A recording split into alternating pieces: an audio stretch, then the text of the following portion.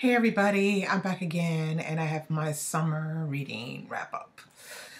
Okay, you remember that I had done a video, I think it was like right around, the beginning of summer, and I gave you a whole bunch of, ideas of what I would be reading this summer. Well, I kind of like, went off on my fickle tantrum and did what I wanted, and so I read some stuff.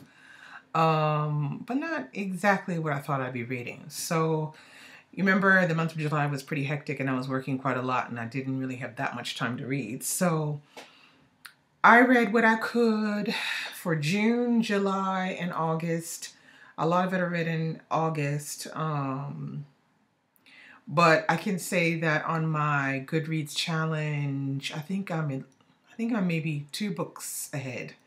So that's something. All right, let's get down to the wrap up. Okay, so first, at the beginning of June, I read Lamb, The Gospel According to Biff, Christ's Childhood Pal. I did a review on this. Yeah, I did a YouTube video for this. I didn't write a blog post on this. I think I had a hard time writing a blog post on this without giving too much away. It's kind of difficult. But yeah, I suggest you definitely read this. I think I gave it 4.5 stars, or I would have given it a 4.5 if I could on Goodreads. I'm just saying. I suggest you read this one. Get this edition if you possibly can, because it's fantastic with the gold pages and the integrated bookmark. It's fantastic, but it's a great read. It's very funny. All right, next I have When Zachary Beaver Came to Town. I did not review this book, but it's very good. I think it's a middle grade. Yeah, it's quite it's a moving, sweet little book. I can see why it won the National Book Award. Yeah, it's well written and it's good. If you really like reading middle grade, this one's worth a read. Okay, then I picked up The Fifth Child by Doris Lessing, which I did a review on this on my channel. You can go and look at it. This book, it's a good book. It's definitely not one of her best books. Like I said in the video that I did the review of, this book is quite disturbing in places and really inappropriate reading for high school age, I think, to study per se. And unfortunately this year my daughter is in her second to last year of high school. She's in literature, that's her section, and guess what she's reading this year? So I will be probably rereading it again so I can help her understand it a bit better. But anyway, I think I gave this one 3.5 or 4 stars. I can't remember. It's not for everybody. I'll just say that outright. It's like I said that I think in the review that it's not for everybody. Okay, yeah. Next one I read is, it was The Secret Lives of Baba Segi's Wives, and I thought this one was pretty good. I have not read anything before by Lola Shonyen. The story was turned in a very interesting way. It wasn't at all what I had expected, but that was a good thing. It wasn't, like a typical story about polygamy. It had, more going on with it. And Lola Shonyen apparently is a poet. And I think this might be her first novel, if I'm not mistaken. But yeah, nice read. And it's short too. Next, I picked up French Milk, and you all know what Lucy Neasley means to me. I like her a lot. I like what she does, and with French Milk she did a great job. She's a very keen sense of describing what she went through while living in Paris, and I really got a kick out of reading this book.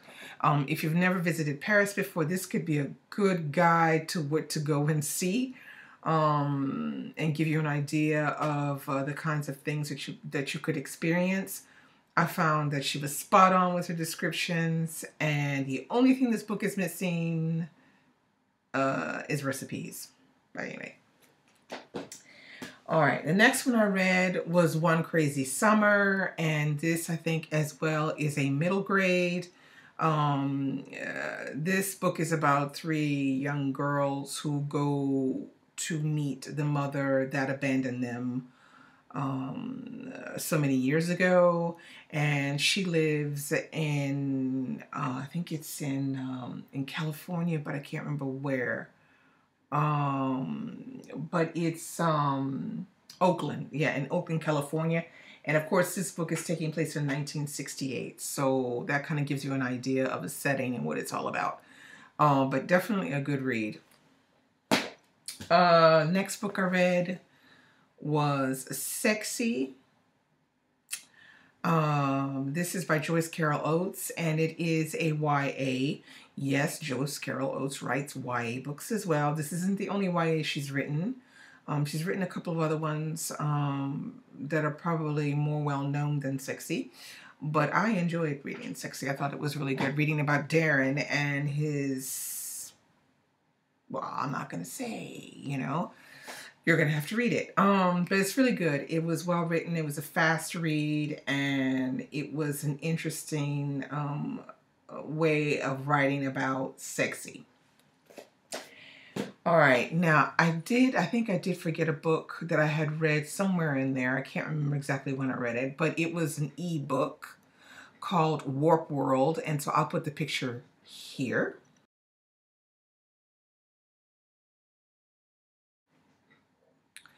Okay, now Warpworld is a sci-fi fantasy sort of book.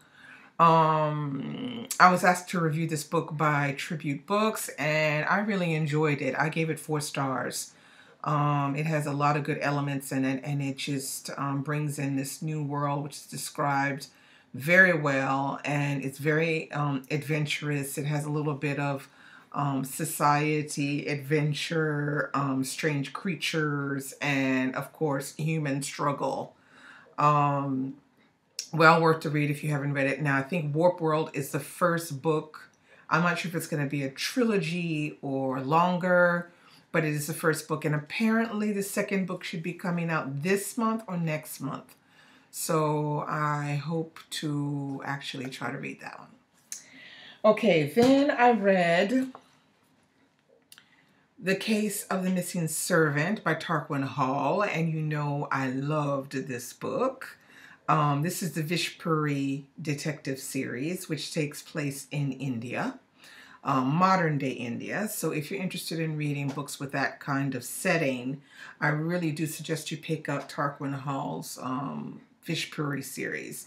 It's fantastic. It's really a fun read, and you'll have fun trying to solve the crimes along with Vishpuri.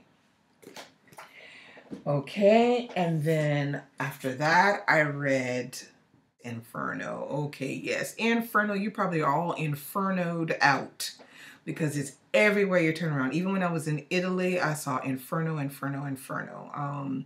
If you want, I'll put a picture of the Italian cover here.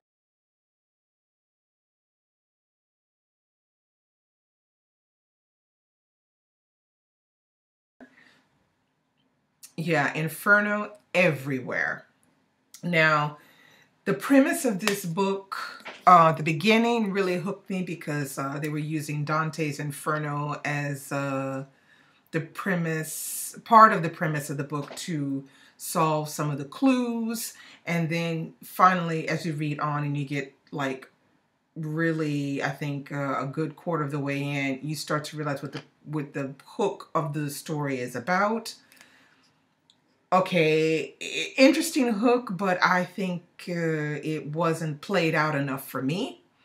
And it was, you know, it could have been a lot better I don't know, a lot more interesting and a lot less predictable. I think this one was much too predictable for me, and the ending sucked. Okay, so that's the thing that really, I finished, it was like, that's it? What? You know, I was like that. So, yeah, this is pretty mediocre, Dan Brown. His best is still, for me, Angels and Demons, and then second best is probably, maybe Da Vinci Code. The other ones are just a little bit too mediocre for me. I don't know. I can't. Yeah, it's a little disappointing because look how fantastic this cover is. I mean, come on, Dan. You go through all that trouble? I don't know.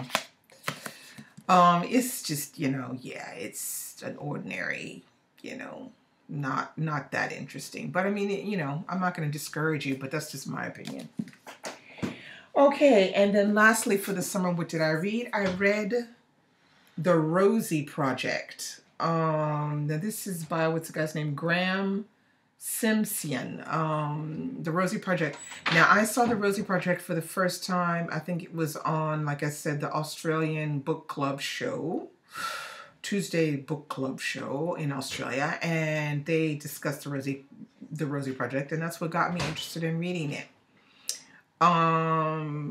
No, the Rosie Project was not really for me. I gave it like 3 stars, and I think the problem is once I started to read it, the beginning I thought was really funny, and I was laughing and having a good time, and then once I got halfway through, I felt like it was kind of repetitive, and it was getting a little boring.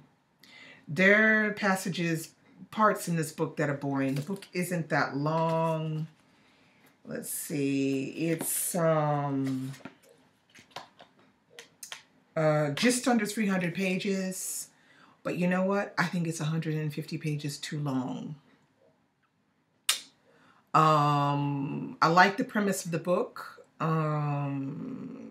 It's a man who has Asperger's syndrome, and he decides to look for a wife, and he tries to do it in a very scientific, planned out manner. That's all I'm going to tell you.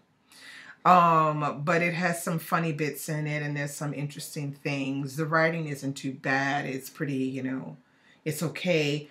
But there's passages, I had the impression I had read the same thing again, or something. It was weird like that.